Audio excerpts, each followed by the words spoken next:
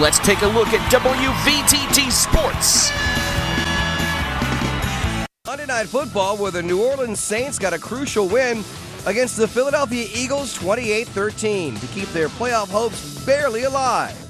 Drew Brees extended his touchdown streak to 51 straight games, and Patrick Robinson returned an interception 99 yards for a score. The loss for the Eagles was their fourth straight. Michael Vick threw a touchdown pass, an interception, and was sacked 7 times in the game. Great news for Indianapolis Colts head coach Chuck Pagano. On Monday, Pagano's doctors announced that his cancer is in remission. Pagano left the team earlier in the season after learning he had leukemia. However, he was on hand for the Colts and Dolphins game last Sunday and gave his team a post-game speech after the Colts win over Miami. To the NBA, the New York Knicks took down the Philadelphia 76ers 110-88, putting New York's record at 3-0, their best start since 1999. Carmelo Anthony led the way in the scoring department with 21 points. Veteran Rasheed Wallace had a huge third quarter for New York, including a buzzer beater to end the period. The defending NBA champs, the Miami Heat, used a big night from their Big Three to overcome the Phoenix Suns 124-99. LeBron James, Dwayne Wade, and Chris Bosh all scored in double figures, including a double-double by LeBron. New Heat teammate Ray Allen also had a milestone night himself by becoming the 24th player in league history to reach the 23,000-point mark. The San Antonio Spurs are off to their best start in franchise history. They beat the Indiana Pacers 101-79 and pushed their record to 4-0. Gary Neal led the way for the Spurs with 17 points, and Tim Duncan chipped in with 14 points and 11 rebounds. With Headline Sports, I'm Carlos Diaz.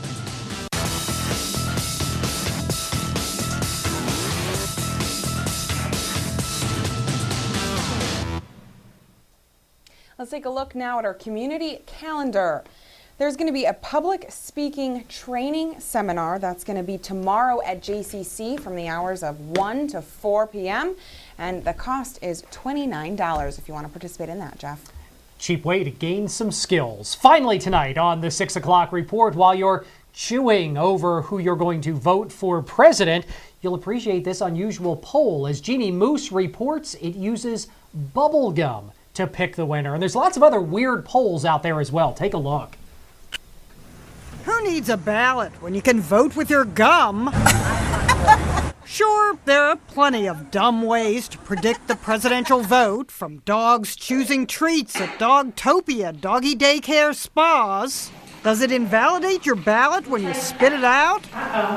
To counting the sales of Chia Obama and Chia Romney. We applied the seed paste 3 weeks ago. Mitt Romney's hair is flourishing, but Barack Obama's is balding. Though the president leads in sales 62 to 37%. Obama is also ahead in the Buskin Bakery's cookie count. I'll take 2 Mitt Romney cookies, please. In this swing state Ohio bakery, Obama leads 53 to 46%. From tasty to yucky. Our favorite poll is the juicy fruitiest. It's pretty gross. It's a pretty gross idea after all. The guy calling it gross is one of the 3 people who dreamed up the gum election. They're all in the creative end of advertising and felt like getting involved in the campaign, even though... I couldn't vote, or like all of us can vote. James from England, Hedwig is from Sweden, I'm from Germany. And bunch of foreigners doing this to our presidential candidate. That's New York City. They put up about 50 posters asking passersby to vote with their gum for the candidate they don't like. Mitt Romney got a cigarette in the eyeball. President Obama got X'd out. Some people turn Romney into like the devil. With a pair of green horns. Not only is Governor Romney running, so is his nose.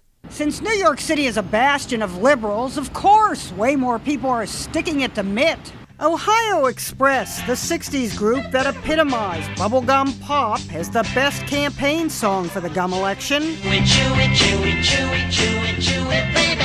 After chewing things over, this masticator plastered Mitt Romney. I just wanted to make sure I had the most impact.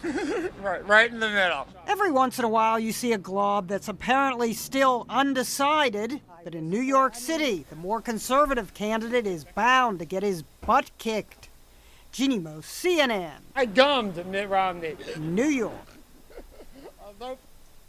And there is no truth to the rumor that that's how the major news organizations did their polls. Yeah, I definitely think our poll was much better than that. Yeah, there you go. Lastly, tonight, let's take a look at weather. During the overnight hours, a low temperature of 24 degrees. We could even be seeing some snow. Just a 10% chance, but be aware of that. Otherwise, clear skies tonight. During the daytime tomorrow, sunny skies, high temperature 41 degrees. More of the same on Thursday, sunshine with a high of 41. Then on Friday, the warm-up begins. Just a slight relative warm-up up to 46 degrees with sunshine. More sunshine on Saturday. Saturday's high temperature 52 degrees.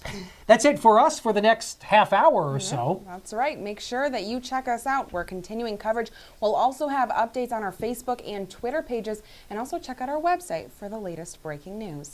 Continuous election coverage begins at 7 o'clock tonight here on News Channel 25 and on the radio at 96.7 FM. Until then, for everybody here at News Channel 25, I'm Jeff Angelonis. And I'm Alexa Olson. Thanks for watching and have a great night.